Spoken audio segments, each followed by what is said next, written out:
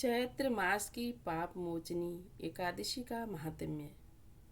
युधिष्ठिर ने पूछा, भगवान, फागुन शुक्ल पक्ष की आमल की एकादशी का महात्म्य मैंने सुना।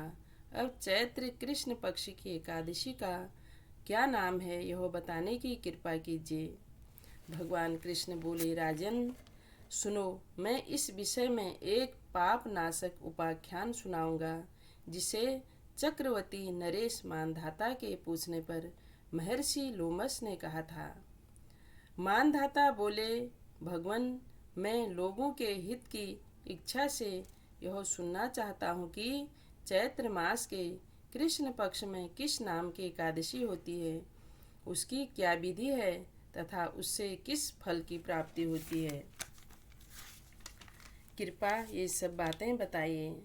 लोमस जी ने कहा, निर्विशेष पूर्व काल की बात है। अप्सराओं से सेवित चैत्र रथ नामक वन में, जहाँ गंधर्वों की कन्याएं अपने किन्नरों के साथ बाजे बजाती हुई विहार करते हैं, मंजू घोषा नामक अप्सरा मुनिवर मेधावी को मोहित करने के लिए गई। वे महर्षि उसी वन में रहकर ब्रह्मचर्य का पालन करते थे। मंजू घोषा मुनि के भय से आश्रम से एक कोस दूर ही ठहर गई और सुंदर ढंग से वीणा बजाती हुई मधुर गीत गाने लगी। मुनि श्रेष्ठ मेधावी घूमते हुए उधर जा निकले और उस सुंदरी अप्सरा को इस प्रकार गान करते देख सेना सहित कामदेव से पराशत होकर वर वश मोह के वशीभूत हो गए। मुनि की ऐसी अवस्था देख मंजू घोषा उनके समीप आई और वीणा नीचे रखकर उनका आलिंगन करने लगी। मेधावी भी उसके साथ रमण करने लगी। काम वश रमण करते हुए उन्हें रात और दिन का भी भान न रहा। इस प्रकार मुनि जनोचित सदाचार का लोप करके अप्सरा के साथ रमण करते हुए बहुत दिन व्यतीत हो गए। मंजू घोषा देवलोक में जाने को तैयार हुई। जाते समय उसने मुनि श्रेष्ठ मेधावी से कहा, ब्राह्मण, अब मुझे अपने देश जाने की आज्ञा दीजिए। मेधावी बोले, देवी, जब तक सवेरे की संध्या न हो जाए तब तक मेरे ही पास ठहरो।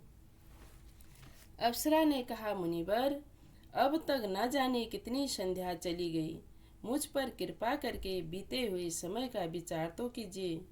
लोमस जी कहते हैं, राजन, अप्सरा की बात सुनकर मेधावी के नेत्र आश्चर्य से चकित हो उठे। उस समय उन्होंने बीते हुए समय का हिसाब लगाया तो मालूम हुआ कि उसके साथ रहते 57 वर्ष हो गए। उसे अपनी तपस्या का विनाश करने वाली जानकर मुनि को उस पर बड़ा क्रोध हुआ। उन्होंने शाप देते हुए कहा, पापिनी, तू पिशाचनी हो जा। मुनि के शाप से दग्ध होकर वह विनय से नतमस्तक होकर बोली, विप्रवर, मेरे शाप का उद्धार कीजिए।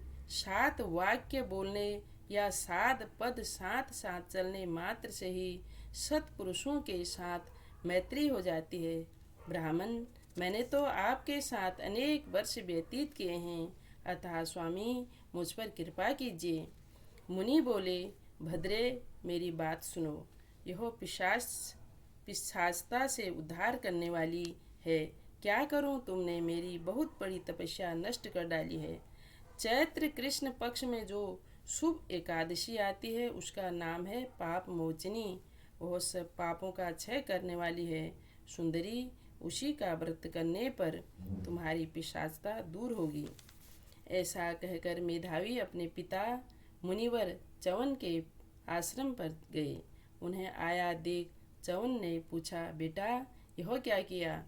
तुमने तो अपने पुण्य का नाश कर डाला।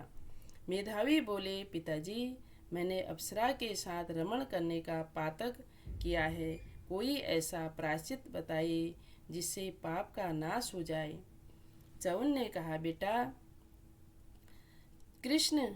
चैत्र कृष्ण पक्ष में जो पाप मोचनी एकादशी होती है उसका व्रत करने पर पाप राशि का विनाश हो जाएगा। पिता का यह कथन सुनकर मेधावी ने उस व्रत का अनुष्ठान किया। इससे उनका पाप नष्ट हो गया और वे पुनः तपस्या में परिपूर्ण हो गए। इसी प्रकार मंजू घोषा ने भी इस उत्तम व्रत का पालन किया। पाप मोचनी का व्रत करने के कारण वह पिशाच योनि से मुक्त हुई और दिव्य रूप धारणी श्रेष्ठ अप्सरा होकर स्वर्ग लोक में चली गई।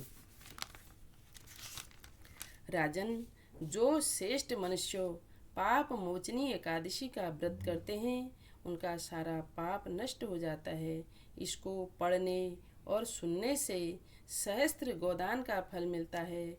ब्रह्मा हत्या, स्वर्ण की चोरी, सुरापान और गुरु पत्नी गमन करने वाले महापातक की भी इस व्रत के करने से पाप मुक्त हो जाते हैं। यह व्रत बहुत पुण्यमय है।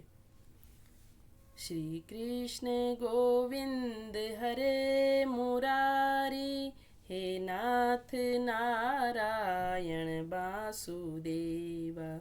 यह कथा बार बार पढ़ने सुनने से वाजपेयी यज्ञ का फल भी मिलता है। जय श्री राम।